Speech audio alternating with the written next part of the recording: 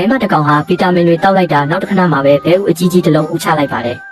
အတန်ကြားတော့ဘဲတွေကဘာဖြစ်လဲဆိုပြီးပြေးလာကြည့်ကြပါတယ်အဲ့ဒီမှာတည်းဦးတဲကနေအေယာမဘဲပေါက်စားကြီးတစ်ကောင်ထွက်လာပါတော့တယ်သူကသူ့မေဘဲမကြီးထက်တောင်3ဆလောက်ပိုကြီးနေပါတယ်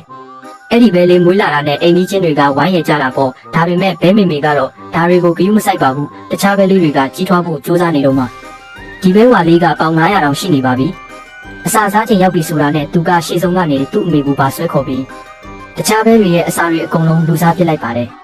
အဲ့လိုစားပြီးတော့ဘဲဝါလေးကရေကူးကန်မှာသွားဆော့ပါတယ်ဒိုင်မင်ပုတ်ပုံမှာခုန်လိုက်တာမထင်မှတ်ပဲမီတာ1000လောက်မြင့်တဲ့ကောင်းကင်ထိလွတ်တက်သွားပါတယ်အခြေအနေမကောင်းမှန်းသိတော့မှရေကန်ထဲကိုဘုံခနဲ့ပြုတ်ကျလာပါတယ်အိမ်ကြီးချင်းတွေအားလုံးကဘဲဝါလေးရဲ့အပြုတ်မှုဆိုးတွေကြောင့်ဝိုင်းပြီးကွန်ပလိတ်တက်ကြပါတယ်ဘဲမီမီမှာတော့ကြေကွဲသွားတာပေါ့ရွေးချယ်စရာမရှိတော့သူ့ကလေးကိုခေါ်ပြီးရွာကနေထွက်သွားခဲ့ရပါတယ်ရုတ်တရက်ကြီးရွာထဲမှာအချက်ပေးတန်တွေဆူညံသွားပါတယ်မြေခွေးတစ်ကောင်ရွာထဲကျူးကျော်ဝင်ရောက်လာတာပါဘဲဝါလေးကသူ့အမေကိုတွန်းပြီးအမြန်ဆုံးထွက်ပြေး